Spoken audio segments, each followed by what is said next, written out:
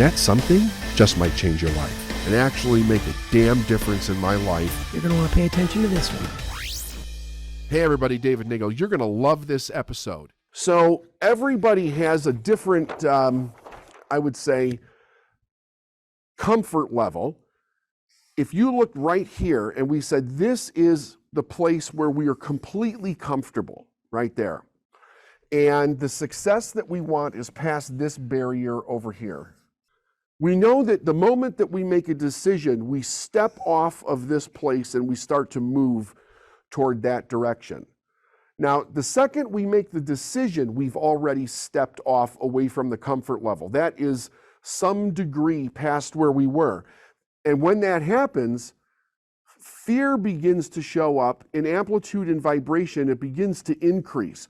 So the further that we get away from the area that is like complete comfortable, no threat, not worried about anything, it begins to increase as we go. And then when a person hits this place where it's like their threshold, they don't know how to handle any more, boom, that's when they will create a circumstance right here, that big circumstance like when we looked at the triangle, that's when that shows up. And when that shows up, they start to see things that are not there from the perspective of it has a completely different agenda. It has a completely different agenda. And it is seeking out your agreement. You're going to ask yourself this question: what's the truth about this? Now, what that does is it gives you, number one, control over your thought. You're taking control back. The second your subconscious mind starts reacting, it's in control. You need to take control back immediately. What's the truth about this? When we move into what's the truth about this, the next thing that we're thinking about is, what am I actually dealing with, right? Because if I know what the problem is, I can come at it from a proactive place. If I don't know what it is, I am automatically going to follow my old pattern. I transformed 3 things about myself with the idea of faith behind them, that I would see what happened if I transformed these things and then make choices from that experience. So what did I change? I changed who I was being by acting like I loved what I did. So we're going to talk a lot about this. I brought love into the picture. Now, I've told this story many times, and the concern that I always have when I tell this part of the story is that people think that it's just acting, right? Like you're an actor or an actress. I literally fell in love with what I was doing. And it started off with recognizing that the person who built the company that I worked for, he must actually love what he did, because he was there every day. It was an extremely successful company. And that was 30 years ago. It's an extremely successful company today. And I thought, what is it that gets a person out of bed every day to go do something like this if they don't love it? Because I was recognizing in myself that I hated what I was doing. So I decided that I was going to fall in love with what I was doing. So love is the vibrational harmony or resonance with something. So you have to realize this is not a change, it's a transformation. I completely let go of hate and I totally stepped into the transformation of love. So now I'm putting myself in harmony with what I desire on an energetic level.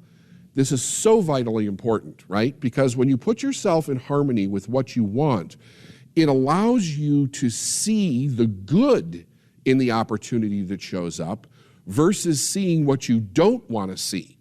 If I'm in an energetic level of hate, if I'm pissed off all the time, and I am trying to make a transformation, So I'm walking around with this energy. What is the energy telling my brain to focus on? Everything that I don't like. So if I even have an opportunity that shows up, that could be a fantastic opportunity, I'm going to look at it and all I'm going to see about it is things that I don't like because I'm pissed off and I don't like what I'm doing.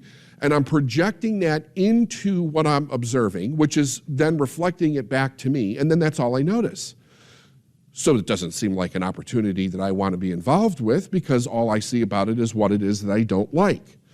So the idea is that when I change it to love, it's like something magical happens because now you're seeing things with a completely different eye of understanding.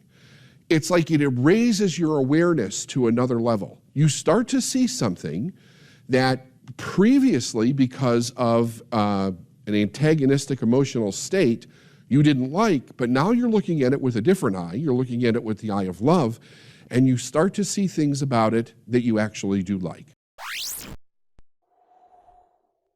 It's very much like in this book, in Think and Grow Rich. When I started to get into this book, Hill talked about the idea of burning the ships, of being in the mindset and the commitment to win no matter what. It's either win or die. Now that seems, a little extreme for the average person, and it actually is. But this isn't why we're here. We're not here to be average. This is the rule if you want to be above average. If you don't want to be mediocre, if you want to break the chain of causation in your family lineage, if you want to do something really magnificent, you're playing by a different set of rules here. Because you can't go back. And here's the damnedest thing about it. Once you start to become aware of your potential, meaning you're really actually living in that potential every day, you're seeing the money come in, you're seeing the growth, you're seeing your business grow, you're seeing everything get better, that awareness changes you forever. And you become aware of something very profound. And if you've ever seen me do an in-depth teaching on the terror barrier, I talk about it in this teaching. And it's the idea that there's part of our mind that wants to go back to the safety and the security of the ignorance that safety and security is actually real.